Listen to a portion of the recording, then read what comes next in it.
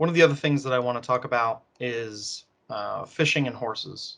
So how to best optimize your fishing and horses.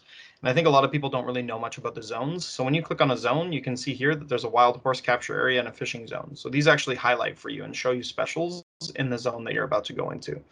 Along with knowledge, so you can switch this to monster, so you can see, you know, what the level of the CP of the monsters is, and then you can switch it to knowledge, and you can see what your knowledge is at, and it shows you who gives you the knowledge, so you can go in and do that.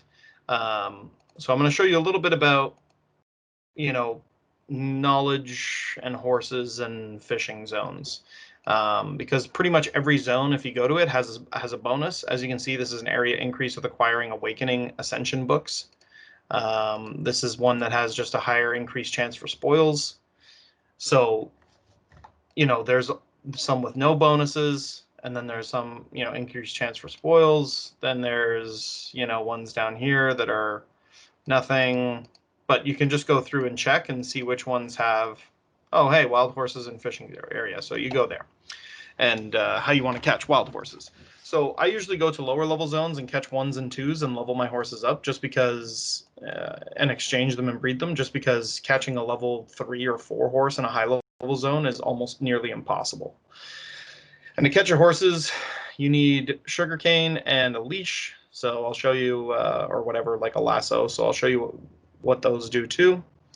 And I'll try and catch some horses, because I actually need more horses soon. So you have your sugar, raw sugar, and your horse training rope, which you get from, you know, the animal guy that you buy feed and all that stuff from.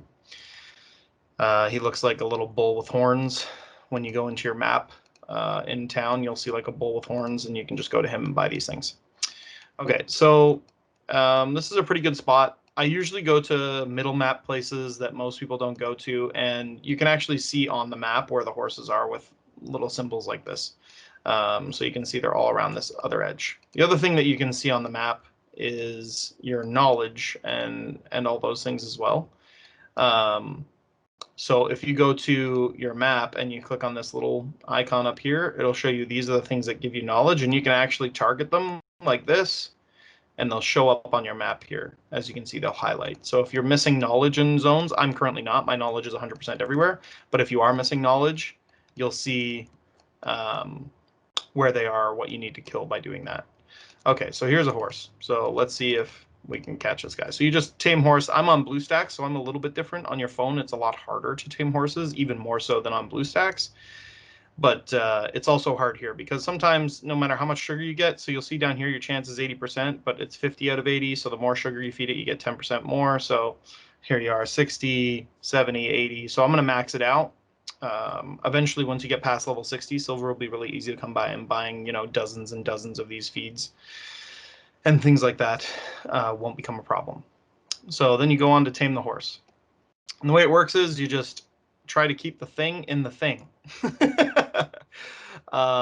the little green nub in the green area. Now, it shakes around, and when I'm on BlueStacks, I can actually let go, and it just stays in for me. And it's the same one again. Now watch. So it actually won this time, and I acquired a tier 2 horse, but you'll see there's a little red beacon on the side there that was basically your entire energy bar, that if that got to 0, you lose the horse. So let's call this horse, there we go, just for fun. So yeah, so that's how to catch a horse. Then, you know, in your camp, when you go to your camp, you'll have your stable, which is worthwhile leveling up.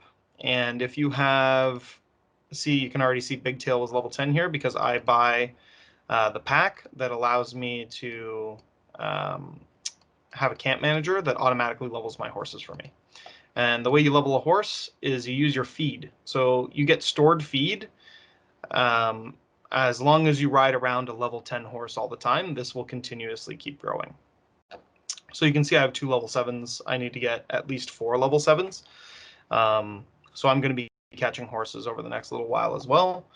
And the way you do it is you just breed them. So I would suggest getting them to level 10, and then tier 1, 2, 3, you obviously breed them together. So I can't currently breed one right now, but you just select 2, and then you go through the whole breeding process just like pets. The other thing to keep in mind is this stuff here. So horses are really great for CP. As you can see, my main horse has a plus 30 defense for 180 minutes. You can see like what tier 7s gives you. So you have attack, defense, crit, HP, this and that. And then those are the bond buffs. And then if you go to skills, it shows you the skill percentages. So the one that is in here that's really, really good is an enhanced bonding, which gives you another 20% on top of that plus 30 defense. So it gives you like an extra 40, 40 to 45 CP just by having a horse. The other thing is having insta rushes. And then they also have, horse extra stuff, so you can actually pack your horse with loot while you're farming. And I think, as a new player or a young player, this is a really good ability because then it means you don't have to continuously keep going in and selling. You can actually load your horse up with some stuff. So how do you change those skills and those bonds if you don't have the right ones? And unfortunately, you have to pay. So here's your horse skill coupon. So you have to pay. It's not black pearls, it's actually white pearls. So you have a horse skill coupon and a horse bond coupon. And your horse bond gives you another chance at a better bond, and your horse skill gives you a better chance at a horse skill. Like I said, I've been trying to get my horse that extra percentage of skill for these things.